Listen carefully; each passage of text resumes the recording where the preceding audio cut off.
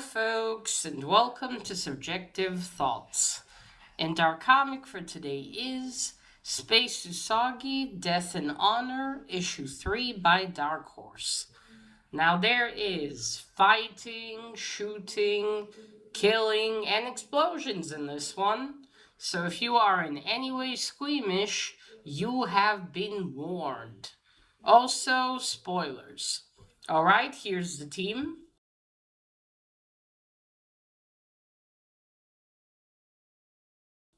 So, when we left off Usagi in issue 2, he was sitting outside of the escape pod and waiting to see if there would be any sign of the Mino rescuers.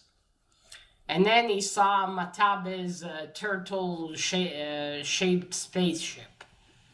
So in this one, Usagi's running up to the pod with one of those little lizards that always appear in Stan Sakai's stories. That's so cute. But he runs with it, the lizard's after him, and he presses on the pod. But he's about to say something, and then Princess... I'm sorry, in the last one, for issue 2, I kept calling him a Masayo. It's Masayo. Not Mamasayo. I don't know why I said that. My bad. I guess she's holding up her laser gun. He's like, hold. And he's like, oh, Usagi, it's you. So Usagi tells them that Matabe's ship arrived. And Minister Hondu was like, oh, they did this on purpose. You led them here. And Princess Masayo's like, enough, stop. Enough, that's not it. And then she asked him, you know him. What do you think he's going to do? And Usagi's like, well, he has enough firepower to, to blow us out, but clearly he needs us alive. So then a smaller ship comes out of that one and flies and lands down not far from where they are. Wait, doesn't land first, but it floats out and is above them. They also have these, I think, shields or something that surrounds them from protection. Or no, maybe it's not that, but something's around there. Anyway, you see the smaller ship, and then something falls out of it. And the first, I think Minister Hondo thinks is something to attack us. But then they see that it's somebody. And then yeah. Fuck, forgot the prince's name. Where's the... Kiyoshi, sorry. Yes, Kiyoshi yells, Jiro, it's his father's right-hand man. And he runs to him and he holds him, and Jiro is dying, obviously after falling so high. And is like saying, I'm sorry, my lord, I failed you, and then he dies. And Kiyoshi... fuck. Kiyoshi. I think I want to say Yokichi. Yes, Kiyoshi. And Kiyoshi's sobbing, and Usagi's like, Kiyoshi, what secrets? Because the right Jiro tells him, you have to protect the secrets. And, Kiyoshi's all downtrodden. He's like, that's it. It's the end of the clan. And Usagi pulls him back together. He's like, what secrets? And Kiyoshi then tells him, I know the codes for the strategical information and the treasures of our clan. And then the ship lands. And out of it comes Matabe and that telepath lady from the Kagetori. So Usagi's like, okay, you all stay here. I'm going to go talk to them. So then he approaches Matabe. And Usagi's like, you didn't have to kill Jiro. And Matabe says, it was for me to show you my ruthlessness, so you'll know that I'm serious. And so now there's the problem of, what are they going to do? And Matabe says, I have a deal to offer you. How about we duel? If you win, then we'll leave you alone and we won't, we'll leave you alone. But if I win, I take the prince. I take Prince Kiyoshi. And Usagi's like, how do I know I can trust you? And Matabe says, you don't have a choice. Which is true, yeah, there's nothing they could really do.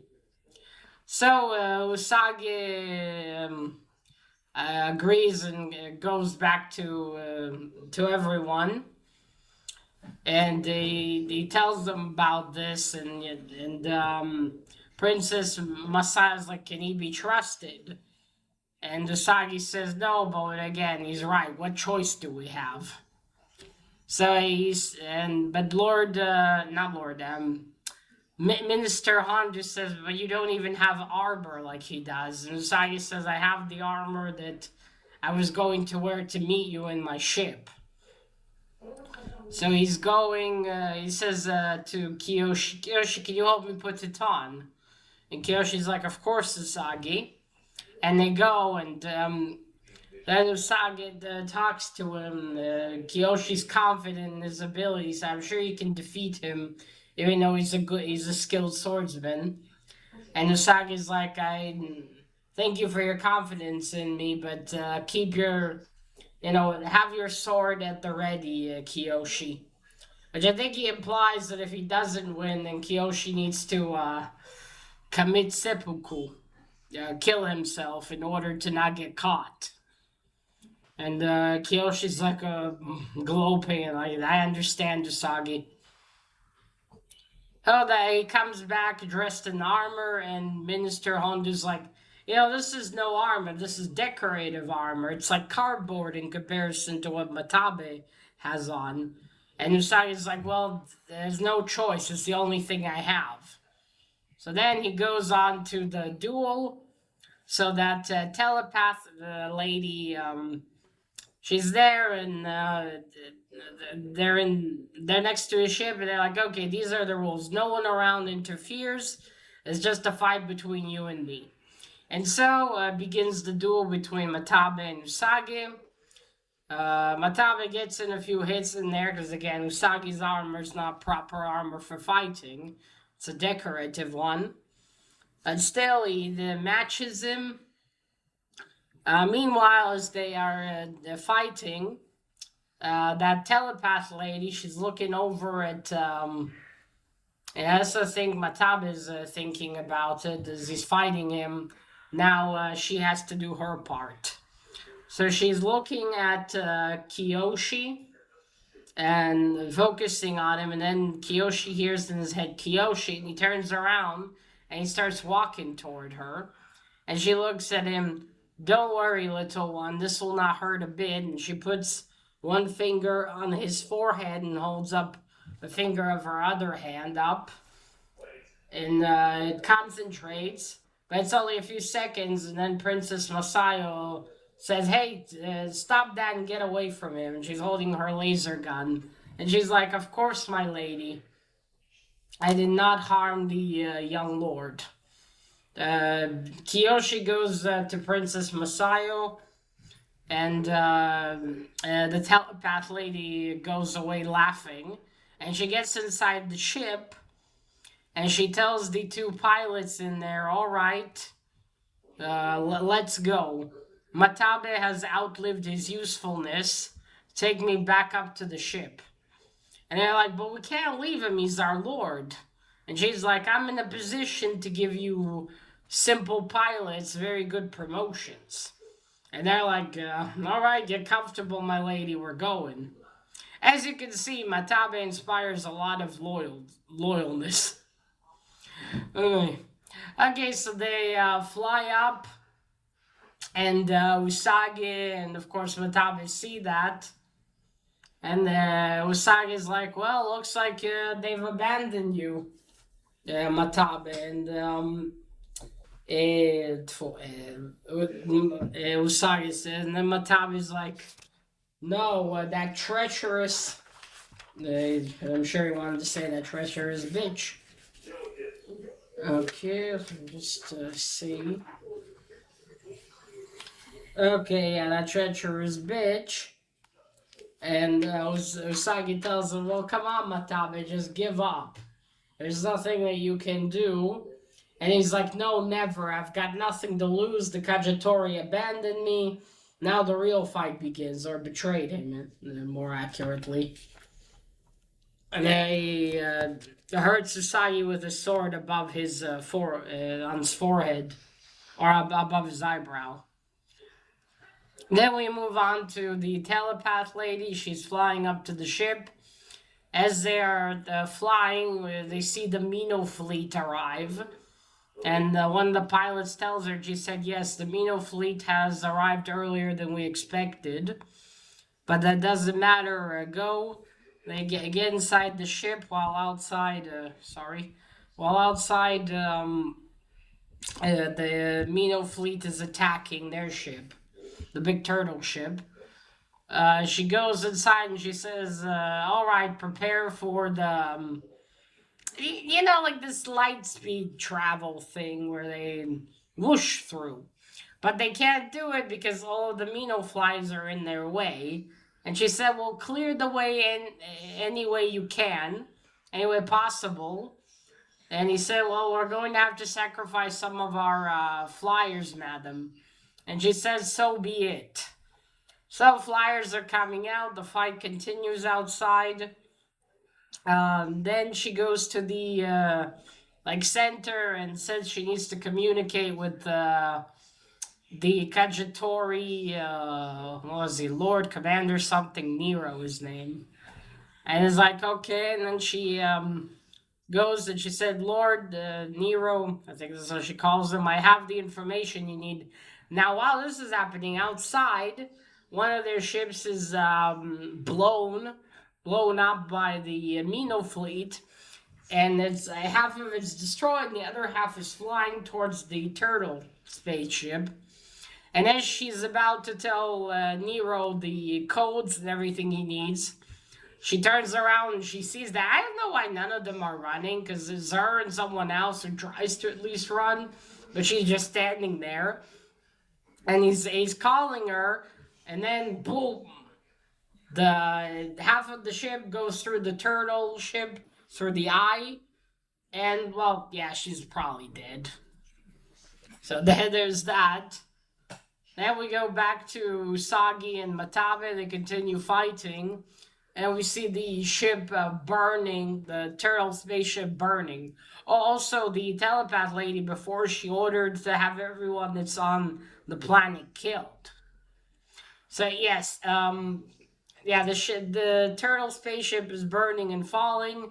Usagi and Matabe continue fighting. They've now gotten up to a hilltop where they continue. It looks like Usagi's pretty bad. The things are not going that great. And Princess Masaya wants to shoot Matabe. She said, I have an opening. And Usagi's like, no. And, also, I forgot to say, when they started fighting, Usagi was like, Matabe, you fool, you could have taken the prince any sort of different way. You shouldn't have chosen to duel with me. Alright, and now back to this. He says no, and Matabe asks him, oh, how honorable of you, Usagi. And Usagi tells him, you don't know the meaning of the word. He really doesn't. Okay, then they're like, last move. They both press buttons on their katanas and make them light up with electricity. I'm not sure. They both run in each other. They yell. And there's that classic scene where you got them both, like, then they're standing. Then you continue. And then you see that Matabe has been split in half. Usagi cut him in the middle. That's it's a really cool scene in the like samurai movies or in mangas and animes as well. You know, both standing things three freeze and then someone dies. So yeah, if Matabe's body falls off the cliff, it's split in two.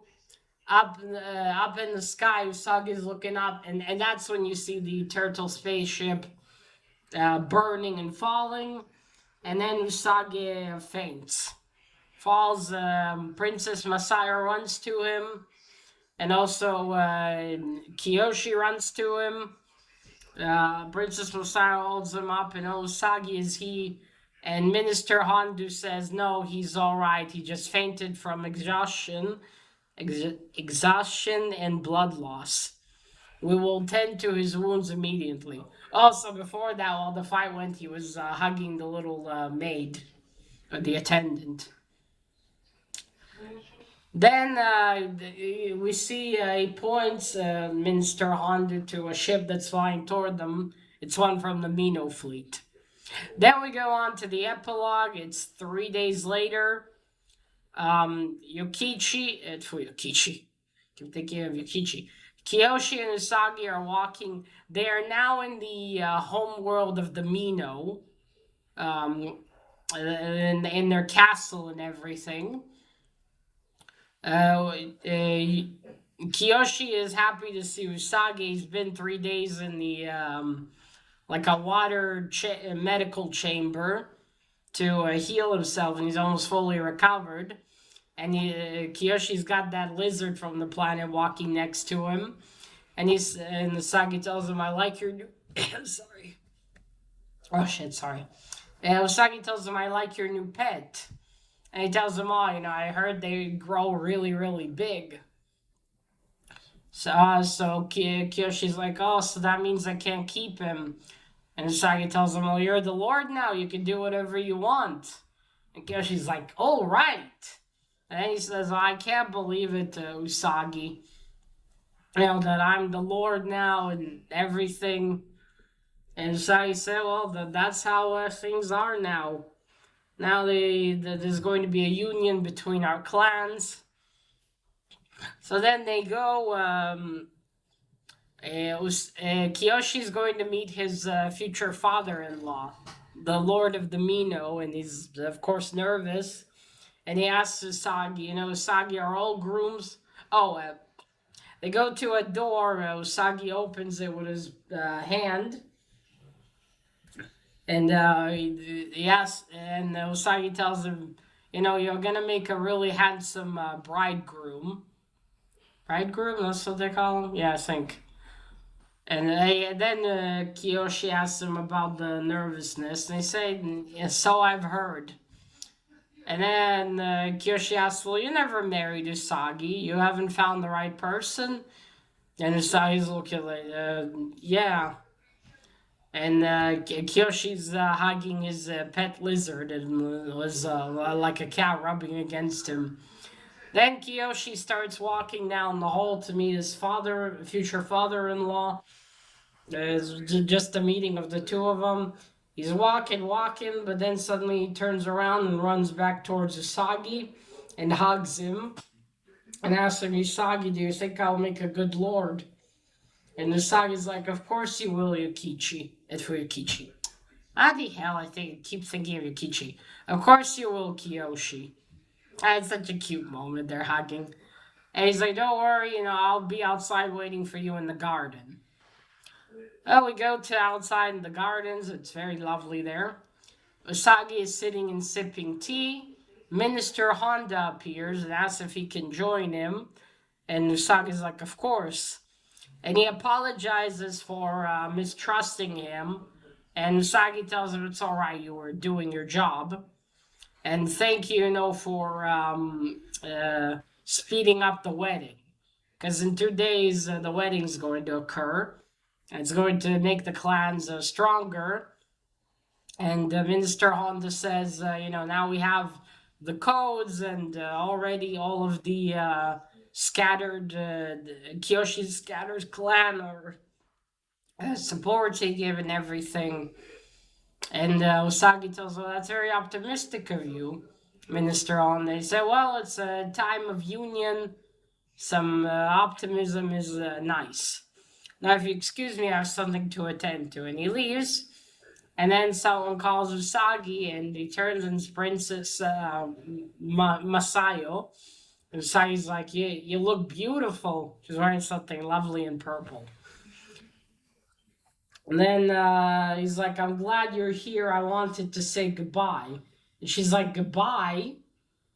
And he tells her, well, now that I've brought Lord Kiyoshi here and he's okay, I will leave now and join the fight in the outer provinces against the Kajitori.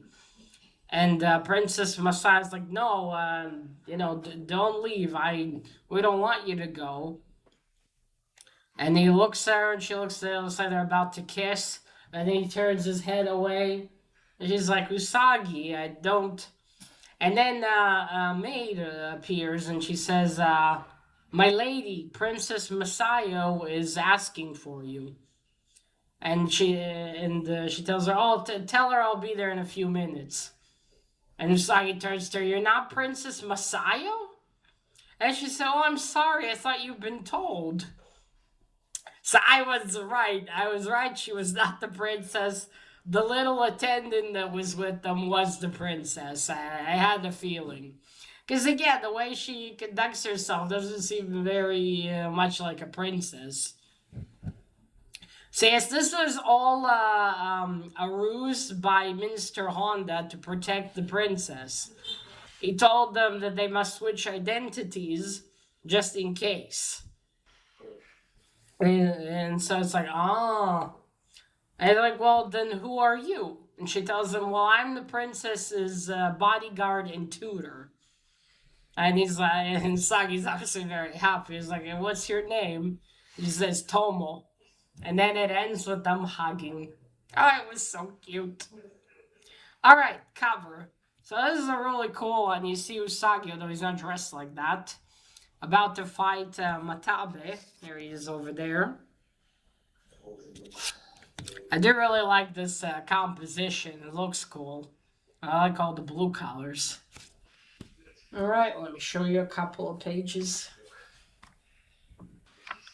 Okay, you see there's Usagi running towards the pod. There's a little lizard. Lizards are cute. Okay, there we go. See? There she is, Tomo. And look, there's the real princess. Which, like I said, is better because she's much closer to Kiyoshi's age. Interesting. Here she's called Katsuko. I guess it's just like a fake name for now.